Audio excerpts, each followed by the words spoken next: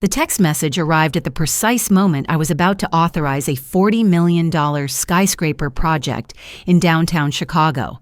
My phone, a sleek black device resting on the mahogany conference table, vibrated silently against the wood.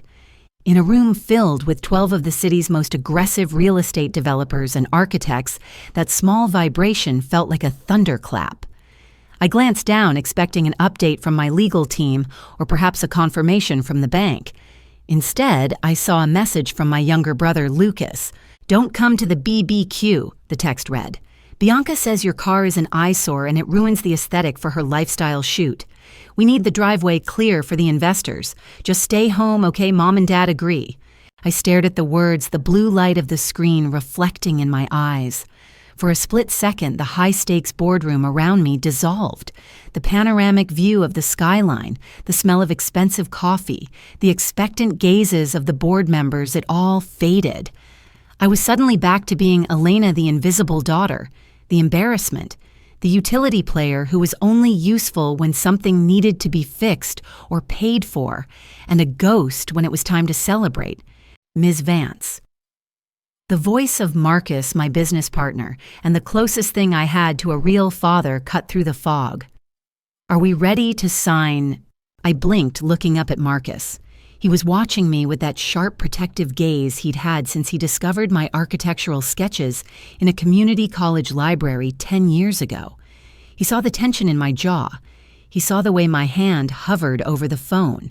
One moment, I said, my voice steady, though my heart was hammering a frantic rhythm against my ribs. I picked up the pen, a Mont Blanc that cost more than Lucas's entire wardrobe, and signed the documents. "The contract is authorized. Apex Design is officially breaking ground." Applause broke out around the table. Handshakes were exchanged. I smiled the practiced smile of a CEO who had fought for every inch of ground she stood on. But as the room cleared out, leaving only Marcus and me, the smile dropped like a heavy curtain. I picked up my phone and reread the message. "Trouble?" Marcus asked, pouring himself a glass of water. "Lucas," I said, the name tasting like ash in my mouth. "He's uninvited me to the Memorial Day barbecue at the lake house." Marcus raised an eyebrow. "The barbecue at your lake house. They don't know it's mine, remember?" I walked to the floor-to-ceiling window looking out at the city I helped build. To them, I'm just Elena, the drafter who works in a basement cubicle. To them, the lake house belongs to the kind landlord who lets Mom and Dad live there for the cost of utilities because he's a friend of a friend. They think I live in a studio apartment and drive a beaten-up Honda. "You still drive the Honda when you visit them," Marcus pointed out gently. "Because if I showed up in the Porsche, they'd ask for money." I replied, feeling the old familiar exhaustion settle into my bones. If they knew I owned Apex Design, they wouldn't love me for it. They'd just love what I could buy them. I wanted to be loved for me, Marcus. Pathetic, isn't it? It's not pathetic, Elena. It's human. But uninviting you from your own property because your car is an eyesore, that's a new low even for Lucas. I looked at the text again. Bianca says, Bianca. My sister-in-law, the woman who had swept into our lives 2 years ago with a fake tan, a fake accent, and a hunger for money that was terrifyingly real. She had convinced Lucas he was a crypto genius and an entrepreneur, though his only real talent was spending money he didn't have, and now she was deciding I wasn't aesthetic enough for her Instagram feed. I typed a reply, my fingers moving mechanically. Understood. That was it. No fighting, no begging. I wasn't going to give them the satisfaction of a reaction. I set the phone down, intending to bury myself in work to let the architectural schematics numb the sting of rejection. But the universe wasn't done with me yet. A notification pinged on my laptop. It was a high-priority alert from my personal banking portal, specifically from the asset management division that handled my real estate holdings under the anonymous LLC structure I used to protect my privacy. Alert new credit inquiry. Property 442 Lakeview Drive. I frowned. 442 Lakeview Drive. That was the lake house. My parents' house. Or rather, the house I had bought 5 years ago when my father gambled away their retirement and they were facing foreclosure. I had swooped in, created Vance Holdings, LLC, and bought the house at auction, then offered them a lease that required 0 rent. I saved their dignity. I saved their home. And I never told them it was me. Why was there a credit inquiry? I clicked on the notification. My blood ran cold. It wasn't just an inquiry, it was a loan application. A home equity line of credit HELOC for $200,000. Marcus, I said, my voice dropping to a dangerous whisper. Come look at this. Marcus walked over, leaning over my shoulder. He read the screen and I felt him stiffen. A HELOC on a property owned by an LLC. How is that even possible? And look at the applicant. I pointed to the name on the digital form. Applicant Lucas Anderson. Co-applicant Robert Anderson. They're trying to mortgage the house. I whispered, the realization hitting me like a physical blow. They're trying to take out a loan against a house they don't own. They must have forged a deed, Marcus said, his voice grim. Or they're presenting themselves as the owners to a predatory lender who isn't checking the LLC paperwork closely enough. I opened the attached documents. The bank's automated fraud detection system had flagged it because the signatures on the transfer of ownership document didn't match the ones on file for the LLC manager me. I pulled up the scanned PDF they had submitted. There it was, a crude, obviously forged quitclaim deed purporting to transfer the property from Vance Holdings, LLC, to Robert Anderson, dated 3 days ago. And the signature at the bottom, it was a scrawl that looked nothing like mine. They forged my signature, I said, staring at the screen. Well, they forged the signature of the anonymous landlord. They're trying to steal the house, Marcus. They're trying to steal it so they can mortgage it and give the money to Lucas. This is a felony, Marcus said, straightening up. Elena, this isn't just family drama anymore. This is grand larceny. This is deed fraud. If that loan goes through and they default, which they will, you lose the house. I sat back in my leather chair, spinning slowly to face the window again. The hurt I had felt minutes ago regarding the barbecue vanished.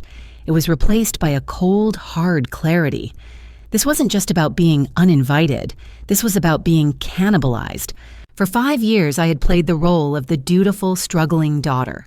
I listened to my mother criticize my plain clothes while I wore tailored suits to work that cost more than her car. I listened to my father tell me I should be more like Lucas, who was going places, while I ran a company that reshaped skylines. I accepted their scraps of affection because I thought deep down we were still a family. I thought there was a line they wouldn't cross. But there is no line for parasites. They will eat until the host is dead. They need $200,000, I said softly. Why, what is Lucas into now? Does it matter? Marcus asked. He's a thief, Elena. And so are your parents if they co-sign this. It matters, I said, turning back to the desk, because they uninvited me to a barbecue to hide this. They didn't want me there because they're celebrating. They think they pulled it off. They think the money is coming. Bianca probably has champagne on ice. I looked at the text message again. Don't come to the BBQ. Marcus, I said, my eyes locking onto his. Don't block the loan yet. What? Marcus looked at me like I was insane. Elena, you have to flag this immediately. If the bank processes this, the bank already flagged it internally to me because I'm the account holder, I explained. The system is waiting for my approval or rejection. If I reject it now, they get a notification that the loan was denied. They'll know they got caught. They'll spin a story.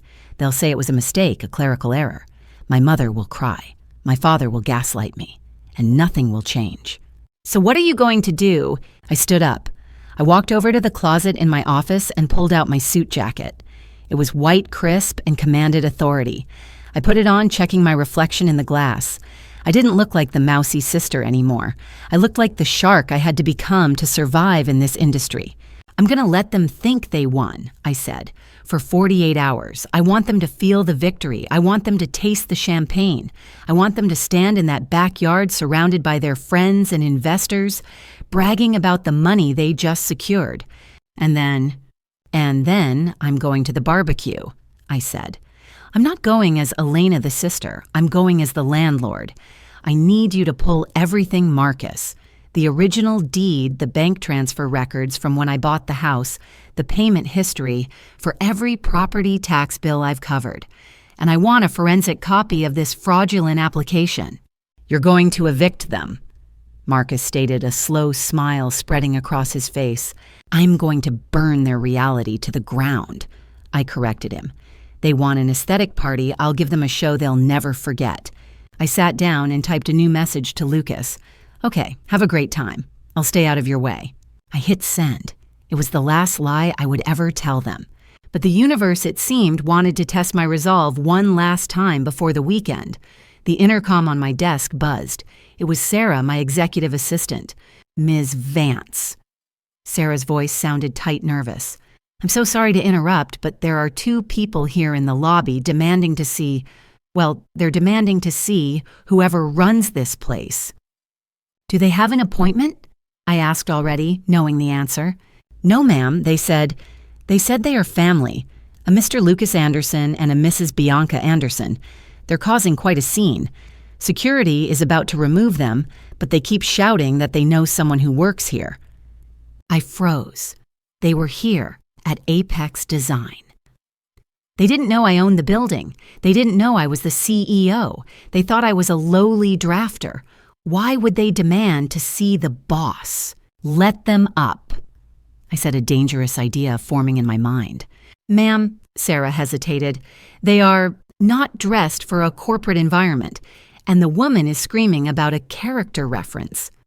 Send them to conference room B, I said. And Sarah, don't tell them my title. Just tell them Ms. Vance will see them. Let them assume I'm just a middle manager.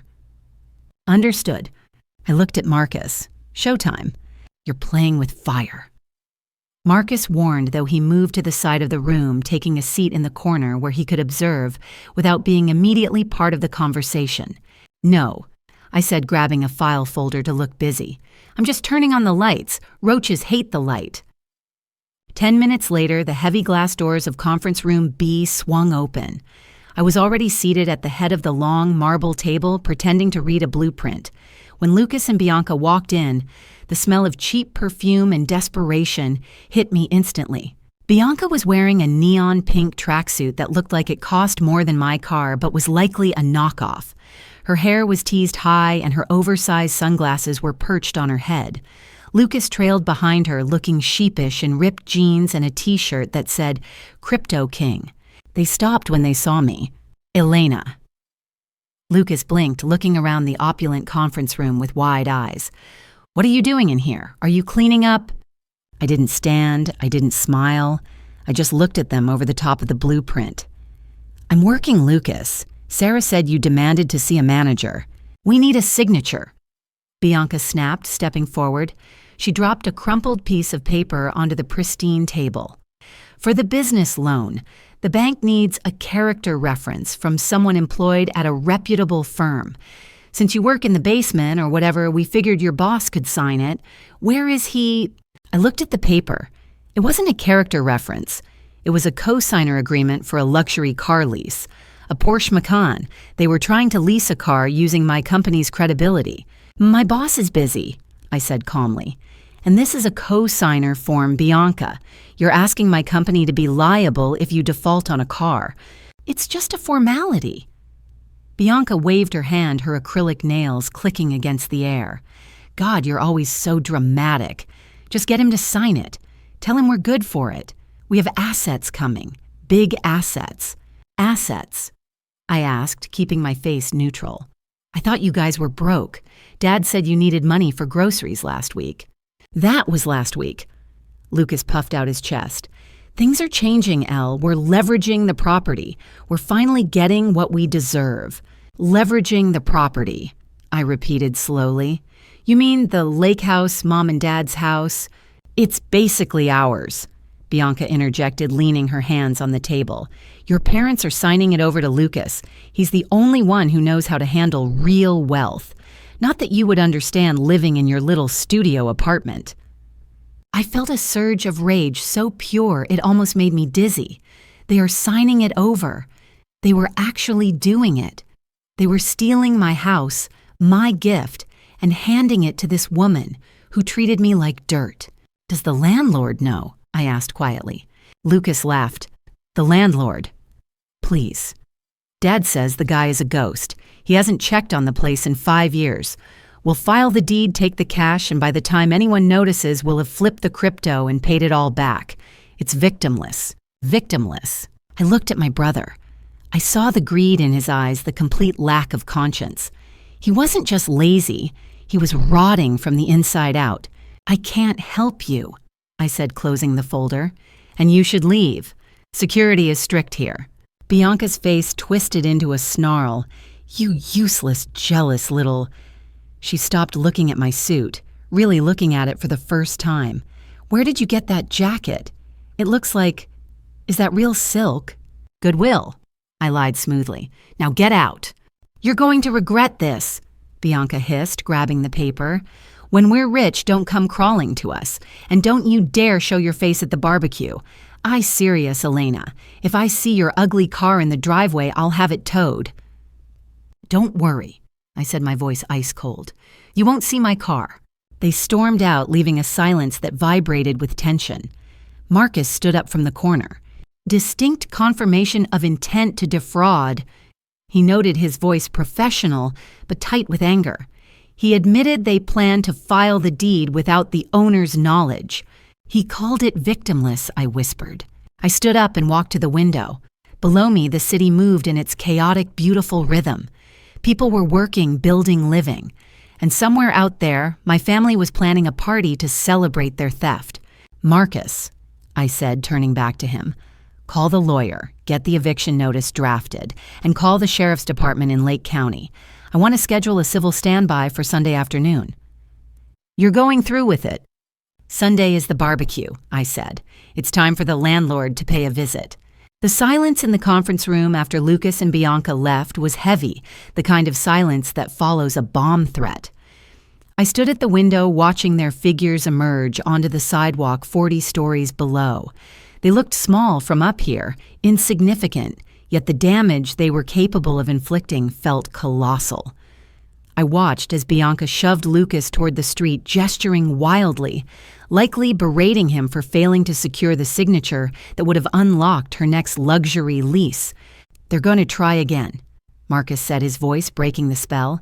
He was already on his tablet, tapping furiously. People like that don't hear no. They hear, "Try a different angle." If they can't get the car, they'll accelerate the timeline on the house loan. "They can't," I said, turning away from the window. "The fraud alert is already active, but they don't know that yet. They think they're still playing in the dark." "I have something else you need to see." Marcus slid a thick manila envelope across the marble table. It was the background check I had asked him to run on Bianca the moment Lucas announced his engagement 2 years ago. I had never opened it. Back then, I told myself it was an invasion of privacy, that I was being the cynical, jealous sister my mother always accused me of being. I wanted to believe Lucas had found love even if she was loud and materialistic. I wanted to believe she was just spirited, as my father liked to say. Now I ripped the seal open without hesitation. "It's not good, Elena," Marcus warned softly. I pulled out the summary sheet. Bianca Marie Rossi, a.k.a. Bianca Miller, a.k.a. Bianca St. James. My eyes scanned the lines and my stomach turned. It was a roadmap of destruction. 3 previous marriages all annulled or ended in contested divorces within 2 years. A pattern of civil lawsuits for unpaid debts in Florida, Texas, and Nevada. A restraining order filed by an ex-husband's daughter in Miami, who claimed Bianca had pawned her late mother's jewelry. "She's a locust," Marcus said. "She lands, she consumes, she leaves. And look at the timeline on page 4. I flipped the page. Bankruptcy filing 2018. Discharged. Bankruptcy filing 2021. Dismissed. And then the most damning piece of evidence, a collection of social media screenshots from an archived account. Photos of Bianca on a yacht, Bianca in a penthouse, Bianca driving a Bentley. The captions were all about manifesting abundance and female CEO energy. But the comments which Marcus's team had recovered told a different story. They were from angry vendors, unpaid caterers, and former friends demanding their money back. "She's broke," I whispered. "She's been broke for a decade. She's funding this entire lifestyle on credit churn and new victims. And Lucas is the new victim," Marcus added. "Or rather, you are, because Lucas doesn't have any assets to steal. You do." I closed the folder. The picture was complete now. Lucas wasn't just a golden child spoiled by indulgent parents. He was the perfect mark. He was vain, lazy, and desperate to look successful without doing the work. Bianca had seen him coming a mile away. She likely thought his family money was endless, not realizing the family money was actually just me, silently filling the cracks in the dam my father kept breaking. "Does this change the plan?" Marcus asked. "No," I said, my voice hardening. "It confirms it. If I don't stop this on Sunday, they will lose everything, not just the house. She'll bury them in legal fees and debt that even I can't fix. My parents are co-conspirators, Marcus, but they're also idiots. They think they're helping their son build an empire. They don't realize they're helping a grifter strip mine their lives." My phone buzzed again. It was a voicemail from my mother. I put it on speaker. Elena Marie Vance. My mother's voice shrilled through the expensive acoustic paneling of the conference room. "Lucas just called me. He is devastated. He went to your office to ask for a simple favor, a character reference, and you humiliated him. You had security escort him out. How could you be so cruel? Bianca is crying her eyes out. She says you looked at her like she was trash." There was a pause, a ragged intake of breath, and then the tone shifted from anger to that familiar, weaponized disappointment. "We raised you to support your family. We gave you everything, Elena, and now when your brother finally has a chance to make something of himself, to be a real businessman, you stand in his way out of spite. Because you're jealous. I know you're lonely, honey. I know your life is just work and that little apartment. But don't take it out on Lucas. You fix this. You call him and you sign those papers. Or don't bother coming around for Christmas. I mean it." The line went dead. I stared at the phone. "We gave you everything." The memory hit me then sharp and sudden. 5 years ago, the kitchen table in my childhood home. My father had his head in his hands, weeping. The foreclosure notice was sitting in the center of the table like a tombstone. They had refinanced the house 3 times to pay for Lucas's college tuition, which he dropped out of Lucas's first failed startup, a t-shirt company, and Lucas's legal fees, a DUI. They had nothing left. I had just started Apex Design. I was eating ramen and living in a 400-square-foot walk-up so I could pour every cent into the business. But when I saw my father cry, my big, strong, proud father, I broke. I took my first big commission check money that was supposed to hire my first real staff, and I bought the house. I created the LLC. I told them a friend was looking for house sitters. I lied to save their pride. I let them believe luck had saved them because I knew if they knew it was me, the daughter they dismissed as quiet and average, it would destroy my father's ego. And in return for 5 years of free housing, new roofs, and paid property taxes, I got this voicemail. "We gave you everything." "They didn't give me everything," I said to the empty room. "They gave me nothing and then they took the rest." I looked at Marcus. He looked ready to murder someone on my behalf. "Draft the eviction notice," I ordered. "And Marcus, make it immediate. 30 days is standard, but for criminal activity like fraud and identity theft, we can file for an expedited removal. I want the paperwork ready to be served on Sunday." "And the police?" "Call the sheriff in Lake County," I said. "Tell them there will be a confrontation at 442 Lakeview Drive on Sunday afternoon involving a trespassing dispute and potential fraud. Request a civil standby. I don't want to drag them out in handcuffs unless I have to, but I want the law waiting at the end of the driveway." "You're really doing this?" Marcus said, a note of respect in his voice. "You're burning the bridge." "I'm not burning the bridge," I said, picking up my purse. "I'm blowing up the tunnel they've been using to smuggle my self-respect out of my life." The next 48 hours were a blur of cold, calculated preparation. I didn't go home to my little apartment, which was actually a sprawling penthouse 3 blocks from the office. I stayed at the office, sleeping in the executive suite, reviewing the files. I printed everything.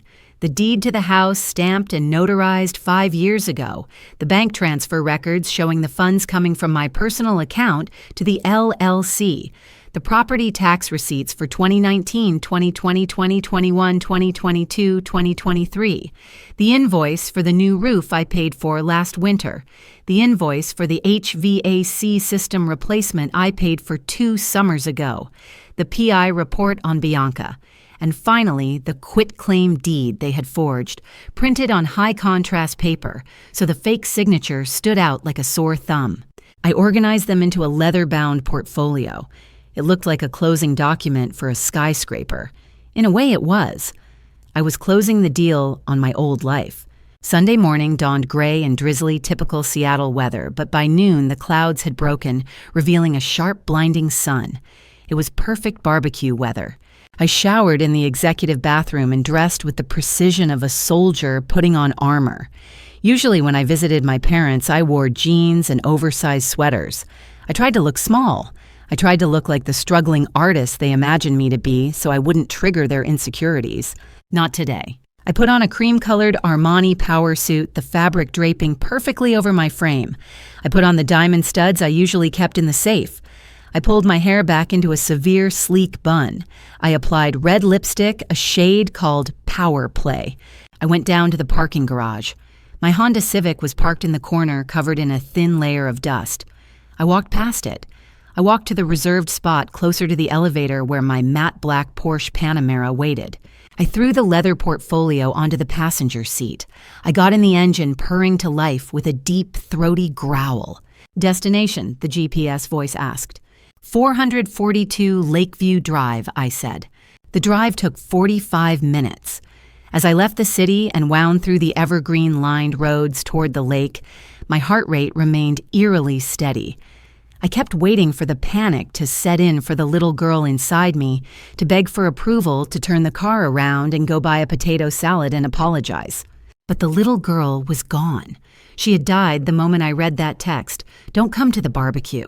I turned onto the gravel road leading to the lake house. I could hear the music before I saw the house. It was loud, thumping bass, completely inappropriate for the quiet residential neighborhood. I rounded the final bend and hit the brakes. The driveway? My driveway was full. There were at least 20 cars crammed onto the gravel and spilling onto the grass. A massive white tent had been erected in the front yard, crushing the hydrangeas I had paid a landscaper to plant last spring. But the centerpiece of the display was parked right in front of the porch, a gold-wrapped Lamborghini Urus. It had a giant red bow on the hood. I stared at it. It was a rental. It had to be. Or maybe Bianca had found a new creditor to con. Either way, it was parked on my lawn, a gaudy symbol of the lie they were living. I didn't park on the street. I didn't park on the grass. I drove the Porsche right up the center of the driveway, forcing 2 guests who were chatting by their cars to jump out of the way. I pulled up directly behind the gold Lamborghini, blocking it in. I killed the engine. The silence inside the Porsche was absolute. I took a deep breath. I grabbed the leather portfolio, I opened the door and stepped out. My heels crunched on the gravel. The party was in full swing. There were caterers passing trays of champagne. There was a DJ booth set up on the porch. There were people I didn't recognize, flashy, loud people in designer clothes that looked a little too tight, a little too shiny. These were Bianca's people, the investors, the grifter circle. And there, holding court near the barbecue grill, were my parents. My father was wearing a linen suit I had never seen before, holding a cigar. My mother was in a sequined dress, laughing loudly at something a man in a fake Rolex was saying. They looked rich.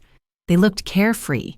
They looked like people who didn't have a care in the world because they had successfully stolen their daughter's property. Lucas was standing on a chair, raising a glass of champagne. Bianca was next to him, filming him with a ring light setup. "To the future," Lucas shouted, his face flushed with alcohol and ego. "To G&T Lifestyle brand, and to this beautiful estate that will launch our empire, to the empire." The crowd cheered. I walked toward them. I didn't rush. I walked with the slow, deliberate cadence of an executioner. A woman near the edge of the crowd noticed me first. She nudged her neighbor. Heads started to turn. The whisper rippled through the yard like a cold wind. "Who is that? Is that a celebrity?" "Look at that suit." My mother turned. Her smile froze. The champagne glass in her hand tilted dangerously. "Elena," she mouthed. She looked confused. She didn't recognize the woman in the Armani suit. She was looking for the daughter in the oversized sweater. Bianca saw me next. She lowered her phone. Her face went from performance joy to pure, unfiltered malice. "I told you!" Bianca shrieked, her voice cutting through the music. "I told you not to come, Lucas. Get her out of here. She's ruining the shot." The music didn't stop, but the conversation did. Every eye in the yard turned to me. Lucas hopped down from the chair. He looked annoyed, embarrassed. He started walking toward me, putting on his big brother face. "Elena, seriously," he hissed as he got close. "We told you no. You can't just show up here in... Whose car is that? Did you rent a car to try and impress us? Go home. You're embarrassing yourself." I stopped. I was 3 feet away from him. I looked at him, really looked at him. I saw the fear behind his arrogance. He knew what he had done. He knew about the forged signature. He was terrified I was here to ask about it. "I'm not here to impress you, Lucas," I said. My voice wasn't loud, but it carried. I had learned how to project in boardrooms, how to make a whisper sound like a command. And I'm not here to join the party. "Then leave," Bianca yelled, marching over. She stood next to Lucas, crossing her arms. "This is private property. We have investors here. We don't need your negative energy." "Private property," I repeated. I looked at the crowd. I saw the neighbors peering over the fence. I saw the investors looking curious. I saw my parents shrinking back against the grill, their faces pale. I lifted the leather portfolio. "You're right, Bianca. It is private property." I walked past them. I walked straight to the DJ booth. The DJ, a confused kid with frosted tips, looked at me. "Cut the music," I said. I can't. Mrs. Anderson paid for..." I reached over and pulled the power cord from the main amp. The thumping bass died instantly. The silence that followed was deafening. The only sound was the wind in the trees and the sizzle of burgers on the grill. I turned to face the crowd. I stood on the porch steps looking down at my family. "What are you doing?" my father shouted, finally finding his voice. He started rushing toward me. "Elena, stop this right now. You are making a scene." "I'm not making a scene, Dad," I said, opening the portfolio. "I'm making an announcement." I pulled out the first document, the deed. "Lucas just toasted to this beautiful estate that serves as his launch pad," I said, addressing the crowd. "But there seems to be a confusion about who actually owns it." "Elena, don't," my mother pleaded. "Please, we can talk about this inside." "We're done talking inside, Mom. We've been talking inside for 5 years and you haven't heard a word I said." I held up the document. "This is the deed to 442 Lakeview Drive, dated August 12th, 2019. Bianca laughed nervously. "So everyone knows Robert and Susan own the house. They're signing it over to Lucas." "Robert and Susan haven't owned this house since the foreclosure auction 5 years ago," I said. A gasp went through the neighbors. My father stopped in his tracks, his face turning a sickly shade of gray. "They lost it," I continued, my voice steady, merciless. "They went bankrupt. The bank seized it, and it was bought at auction by a company called Vance Holdings, LLC. "Who cares about some LLC?" Bianca shouted. "Get off the porch!" "Vance Holdings," I said, looking directly at Bianca, as in Elena Vance. I let the words hang there. "I bought the house," I said. "I paid the arrears. I paid the taxes. I fixed the roof. I am the landlord." Lucas looked at his parents. "Dad, what is she talking about?" My father couldn't speak. He looked down at his shoes. His silence was the confirmation. You own the house," Lucas stammered. "I do," I said, "which makes what you did on Friday very interesting, Lucas." I pulled out the second document, the high-contrast copy of the forged deed. Because if I own the house, I said, holding up the paper for the crowd to see, Then why did I get a fraud alert from the bank regarding a quitclaim deed signed by Lucas Anderson and Robert Anderson attempting to transfer the title to themselves? The crowd went dead silent. The investors started taking steps back. The word fraud hung in the air like smoke. "That's a lie," Bianca screamed. She lunged forward. "She's lying. She forged that. She's just jealous. It's a felony, Bianca," I said, my voice cutting through her screeching. "It's grand larceny. It's deed fraud. And I have the metadata, the IP address, and the bank rejection logs right here." I dropped the portfolio onto the table next to the DJ booth. It landed with a heavy final thud. "You uninvited me to the barbecue because you were celebrating stealing my house," I said. "You wanted to clear the driveway for your investors while you robbed the person who has been keeping a roof over your head for 5 years. I looked at my mother. She was weeping now, but it wasn't the victim's weep. It was the weep of someone caught red-handed. "I told you I understood," I said to Lucas. "And I do. I understand exactly who you are. You're a thief." "Elena, please," Lucas whispered, his face pale. "The investors, you're ruining everything." "I haven't even started," I said. I looked at the driveway. "Because while you were busy stealing my house, I was busy looking into who exactly was driving the getaway car." I looked at Bianca. "Shall we talk about the 3 bankruptcies, Bianca, or the warrant in Florida?" Bianca's eyes went wide. The color drained from her face so fast she looked like a corpse with a spray tan. "The police are on their way," I said, checking my watch. "They're here for a civil standby regarding an eviction. But now that I see you're all here, maybe they should stick around for the felony fraud charges too." As if on cue, the sound of sirens wailed in the distance, getting louder, coming closer. I smiled. It was a cold, sharp smile. "Happy barbecue," I said. New Thumb evicted at their own party. I revealed the deed and the police took my sister-in-law away. New title. My family threw a party to celebrate stealing my house. I showed up with the deed and the sheriff. Part 3 out of 4. "Happy barbecue," I said. The words hung in the air, heavy and suffocating, contrasting sharply with the festive bunting and the smell of charred meat. The sirens in the distance were growing louder, a rising wail that cut through the sudden silence of the backyard like a knife. My mother was the first to try and salvage the illusion. She let out a high-pitched, breathless laugh, the kind of sound a glass makes right before it shatters. She stepped away from the grill, wiping her hands on her apron, her eyes darting frantically between me, the confused guests, and the neighbors watching over the fence. "Oh, Elena," she exclaimed, clapping her hands together with manic energy. "You always did have such a dramatic sense of humor.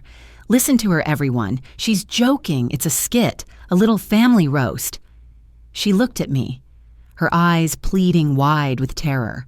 "Tell them, honey. Tell them it's a joke. You don't own this house. Your father built this life. Stop being silly." "I'm not joking, Mother," I said. My voice was calm, amplified by the natural acoustics of the porch where I stood above them. I felt like a judge looking down from the bench. "And I think the time for pretending Dad built this life ended 5 years ago at the foreclosure auction." My father flinched as if I'd slapped him. He was standing next to the cooler, clutching a beer so hard the can was denting. For 5 years, he had strutted around this neighborhood playing the role of the successful retired businessman, the lord of the manor. He had let the neighbors believe he had simply paid off the mortgage early. He had let Lucas believe the house was a birthright. "Dad," Lucas whispered. He looked at our father, his voice trembling. "What is she talking about? You said the landlord was a friend. You said you handled the paperwork." I handled it." Dad stammered, his face a mottled red. "I took care of us, Lucas. It's complicated. Financial maneuvering, you know how it is." "It's not complicated," I interrupted. "It's public record. I picked up the deed from the table where I had dropped the portfolio. I held it up again, turning it so the investors, the 3 men in shiny suits who had been drinking my father's whiskey, could see it clearly. "This is a warranty deed." I explained, my tone clinical. It transfers the property from the bank to Vance Holdings, LLC.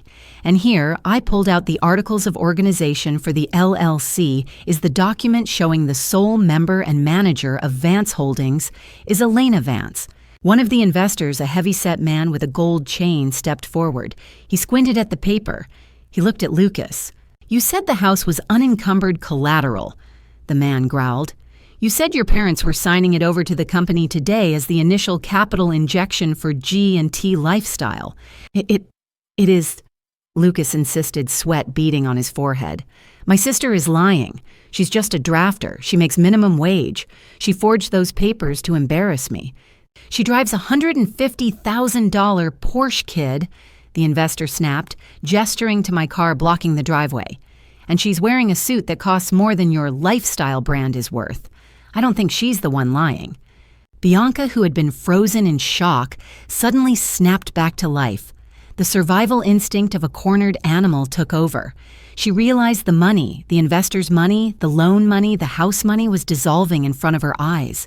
"You think you're so smart?" Bianca screamed, marching up the porch steps. She pointed a manicured finger in my face.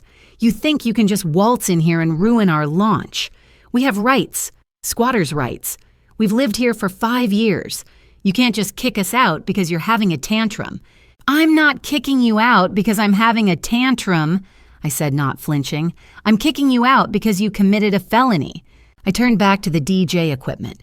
I picked up the auxiliary cord I had yanked out earlier. "What are you doing?" Bianca hissed, reaching for my arm. Marcus, who had been standing quietly by the side of the porch, stepped forward. He didn't say a word. He just placed his large frame between Bianca and me, crossing his arms.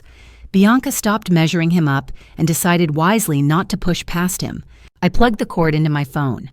"You said this was a setup," I said to the crowd. "You said I was jealous, but I think everyone here deserves to know exactly what the business plan for G&T Lifestyle really was." I tapped the screen. The audio recording from Friday's meeting in my office blasted through the massive speakers. The quality was crystal clear. Lucas' voice from speaker. "It doesn't matter, Mom and Dad already signed the house over to me for the crypto mining facility." Elena voice from speaker. "Does the landlord know?" Lucas voice from speaker. "The landlord, please. Dad says the guy is a ghost. He hasn't checked on the place in 5 years. We'll file the deed, take the cash, and by the time anyone notices, we'll have flipped the crypto and paid it all back. It's victimless." The recording ended. The silence in the backyard was absolute. Even the wind seemed to stop. I looked at Lucas. He was staring at the speakers, his mouth open, his face draining of color. He looked at the investors. They were looking at him with a mixture of disgust and anger. "Victimless," I repeated into the silence. "That's what you called it. You weren't leveraging an asset. You were stealing a house you didn't own, taking out a loan you couldn't pay back, and planning to leave the ghost landlord with the debt." I didn't mean it like that," Lucas stammered, backing away as the investors advanced on him. "It was just business talk, hype. You know, that's fraud," the heavy-set investor shouted. "You took a $10,000 deposit from me on Friday based on this property being the security. You don't own the damn property." "I can explain," Lucas squeaked. "Give me my money back," the investor demanded, grabbing Lucas by the collar of his entrepreneur t-shirt. "Right now. Transfer it back." I spent it," Lucas whispered, "on the catering and the car rental." He pointed vaguely at the Lamborghini. The investor shoved him backward. Lucas stumbled and fell into the folding table, holding the cake, knocking it over. He landed in a pile of frosting and shame. My mother screamed, "Stop it! Leave him alone! He's just a boy!" "He's a 30-year-old criminal, Susan," I said coldly. "And so are you." I looked at my parents. They were huddled together, looking small and defeated. "You knew," I said to them. "You knew I owned the house. You knew I was the one paying for the roof over your heads. And yet, when Lucas came to you with a plan to forge a deed and steal it, you didn't stop him. You joined him. You co-signed the application. We had to—" My father yelled, his ego finally cracking open to reveal the bitterness inside. "He needed a break, Elena. He's not like you. He needs help. You have so much. You sit in that city with your fancy job. You could have just given him the money. But no, we have to beg. We have to scrape. We were just trying to level the playing field. By stealing from your daughter, I asked. You're not a daughter, Bianca shrieked. She had bypassed Marcus and was now standing at the bottom of the porch steps, her face twisted into a mask of pure hatred. You're a robot. A cold, unlovable bitch. That's why you're alone.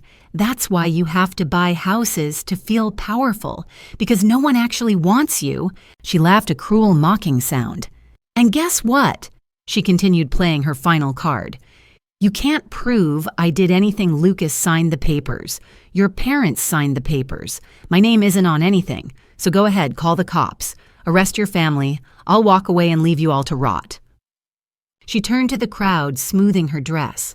I am a victim here, too. I was misled by this family of liars. Is that so, Bianca? I asked softly.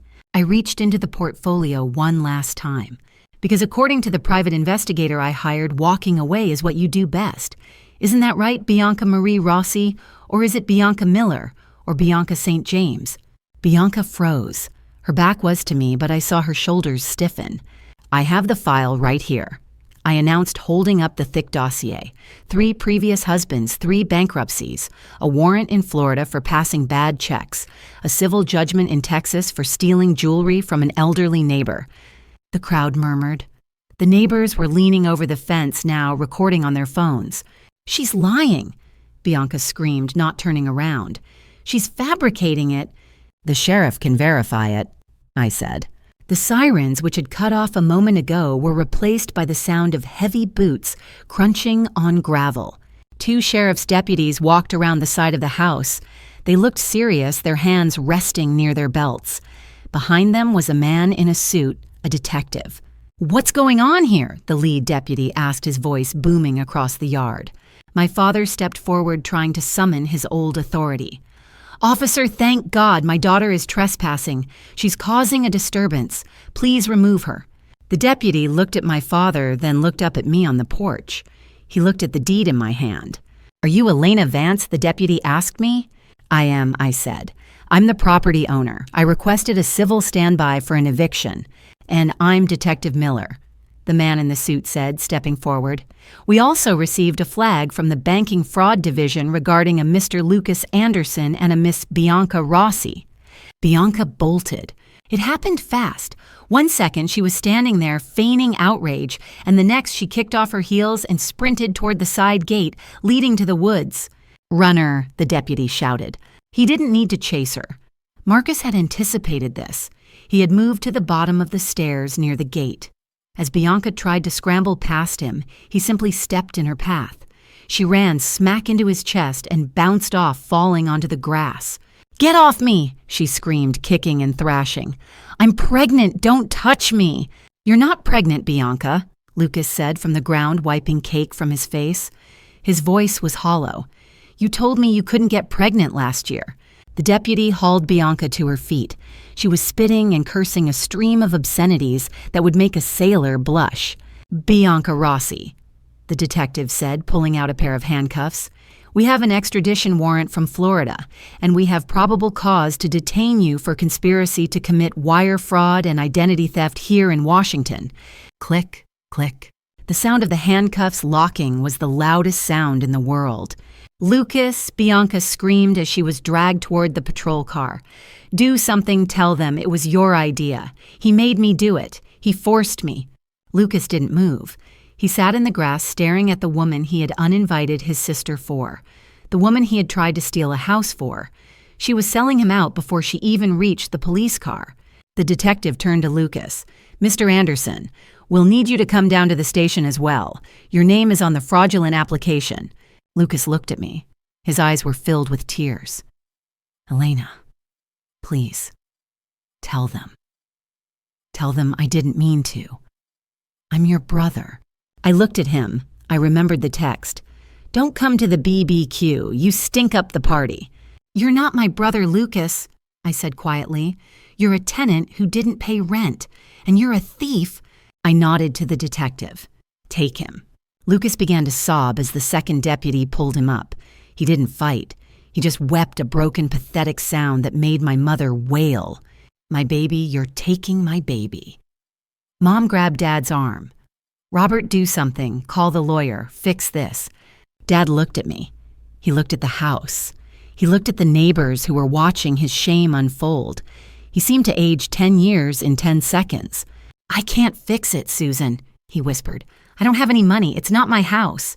The investors had already fled, peeling out of the driveway in their cars, desperate to distance themselves from the disaster. The party guests were shuffling out, leaving half-eaten burgers and full drinks behind.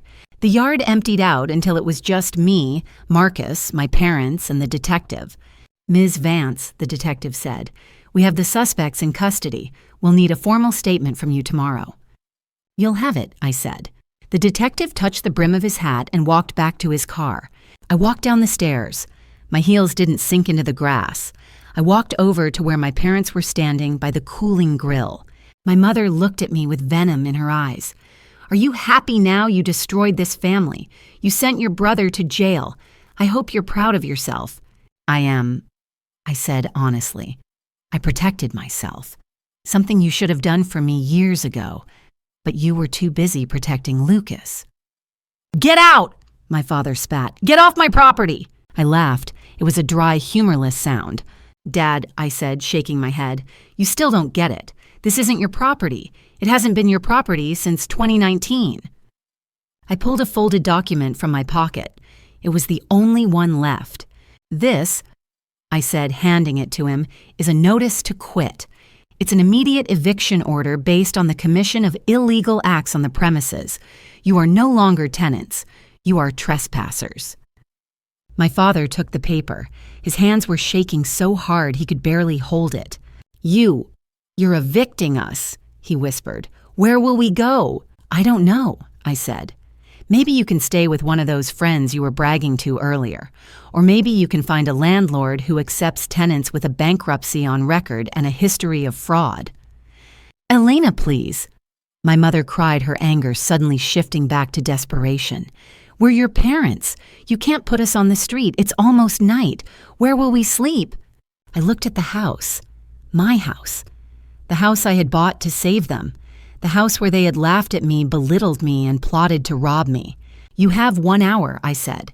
"Gather your clothes and your medicines. Leave the furniture. It belongs to the LLC. If you are not off the property in 60 minutes, the sheriff will return to arrest you for criminal trespassing."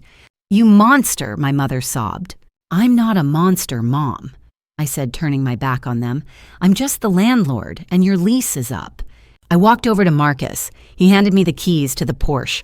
"You okay?" he asked quietly. I looked at the chaos around me. The overturned cake, the abandoned party favors, the G&T lifestyle banner flapping sadly in the wind. I felt a strange sensation in my chest. It wasn't guilt. It wasn't sadness. It was relief. "I'm fine," I said. "Better than fine. I'm free." We walked to the car. Behind us, I could hear the sound of my parents arguing, the sound of suitcases being dragged across the floorboards, and the sound of a dynasty crumbling into dust. I got into the driver's seat. I didn't look back. I put the car in gear and drove down the driveway past the spot where the rental Lamborghini had been and out onto the open road. I drove for an hour without a destination. The adrenaline that had fueled my performance on the porch began to ebb, replaced by a deep, bone-weary exhaustion. My hands, still gripping the leather steering wheel of the Porsche, finally started to tremble. It wasn't fear and it wasn't regret. It was the physical reaction to severing a limb. Even when a limb is gangrenous and killing you cutting it off is a shock to the system. I watched the sun dip below the horizon, painting the Seattle sky in hues of bruised purple and blood orange. My phone, which I had thrown into the passenger seat, lit up incessantly. Mom calling, Dad calling, Aunt Sarah calling, Cousin Mike calling. The flying monkeys were circling, likely whipped into a frenzy by my mother's hysteria. I reached over, pressed the power button, and held it down until the screen went black. Silence. I drove to the one place where I knew I wouldn't be judged, questioned, or asked for a loan. I didn't go to my apartment. I went to the construction site of the Vance Tower, the 40-story project Apex Design had just broken ground on. It was a skeleton of steel and concrete rising out of the earth like a promise.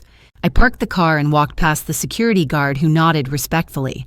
I took the construction elevator up to the 10th floor where the steel girders were still exposed to the open air.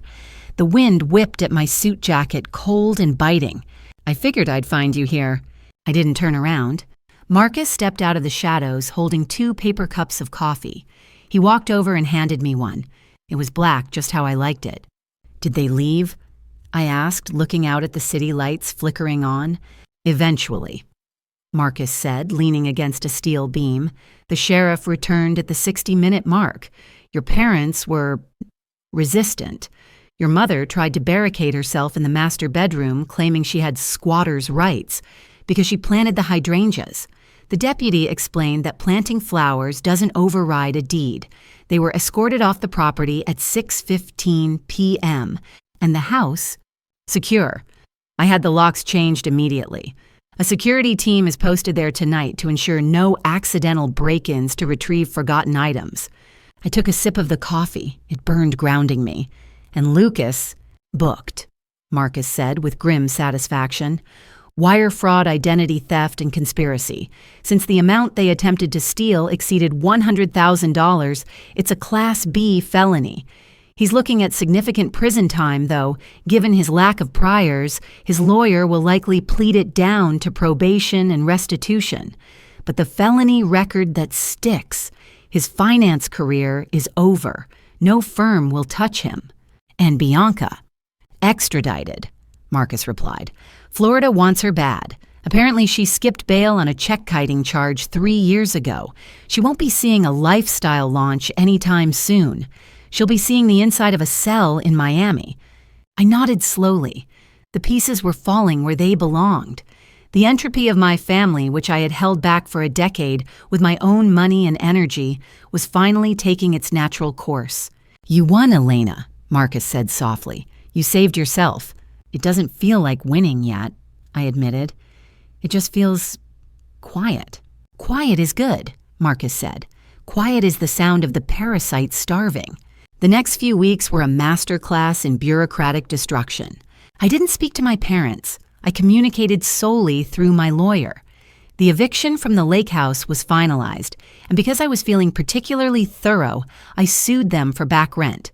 Not because I needed the money Apex Design was posting record profits, but because I needed the legal judgment on record to prevent them from ever claiming I owed them anything in the future.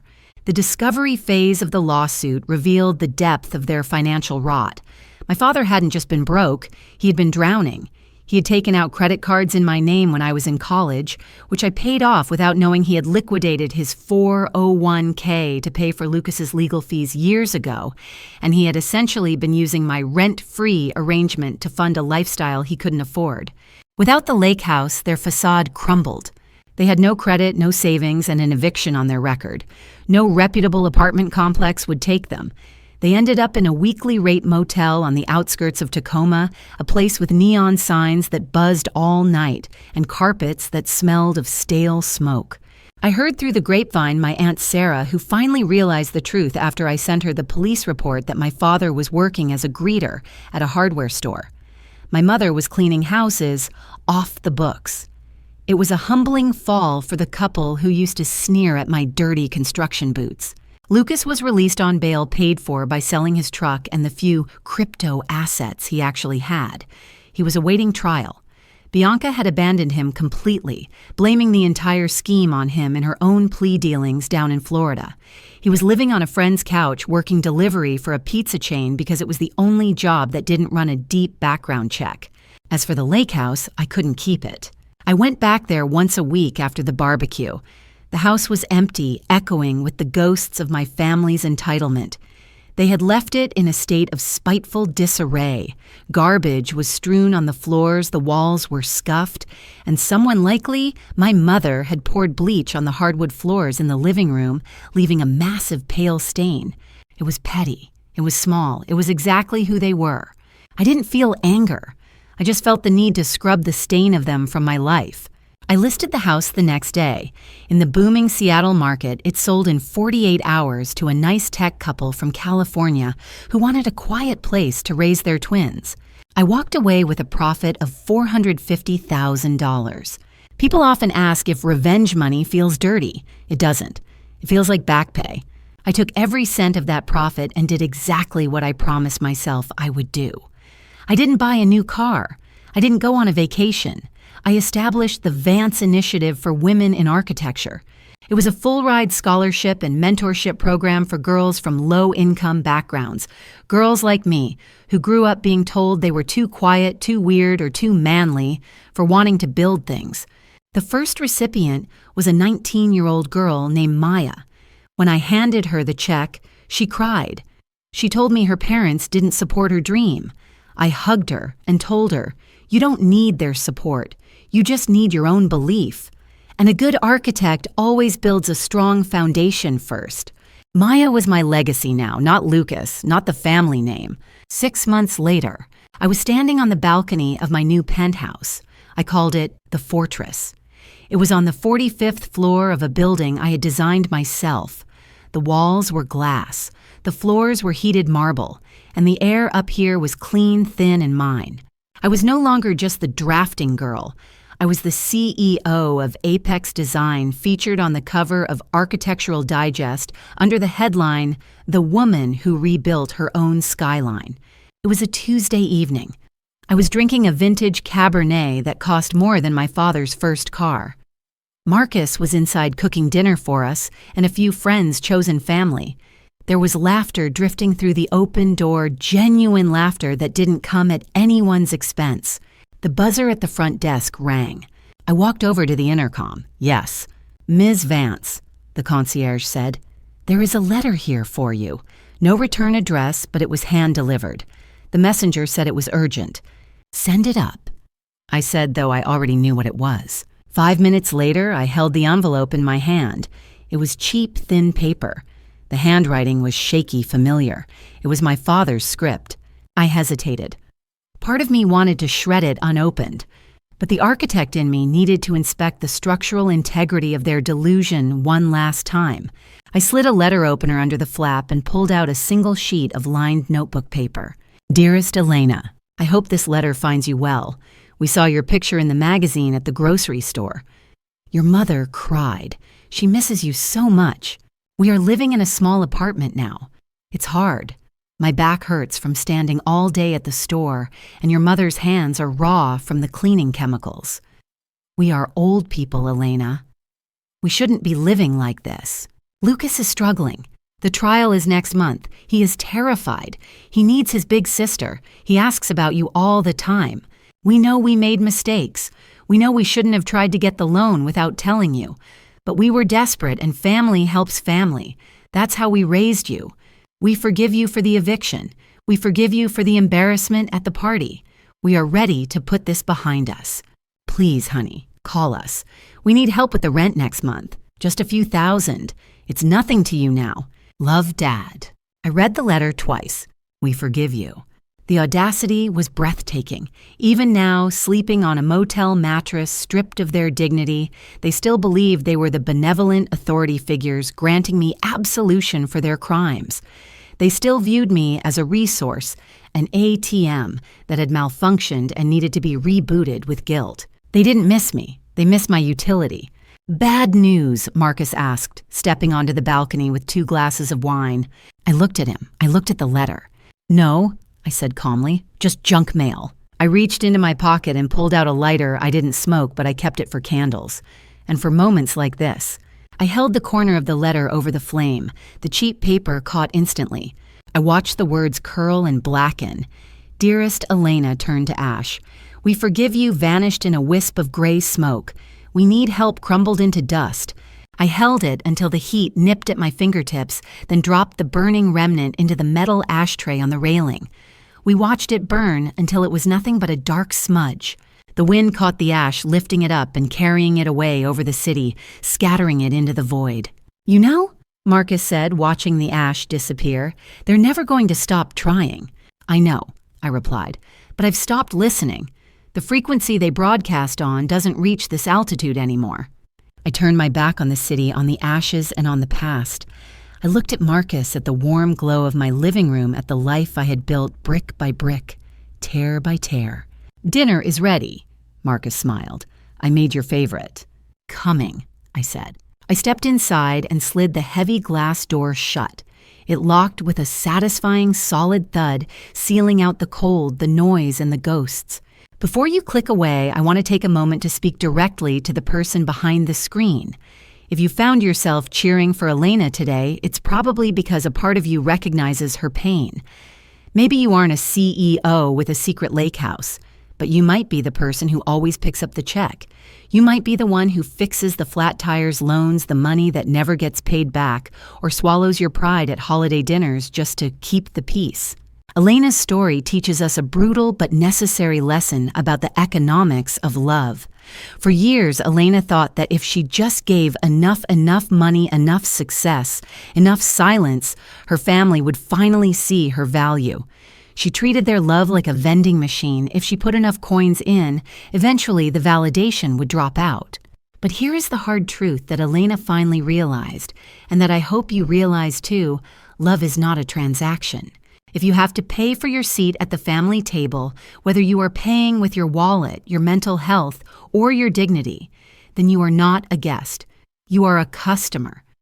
And in toxic families, the price of admission will always go up, but the quality of the product will never improve.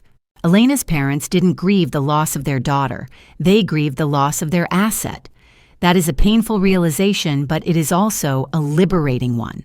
The moment Elena stopped trying to buy a house for people who wanted to evict her from her own life, she became free. We often talk about family values, but we rarely talk about valuing yourself within a family.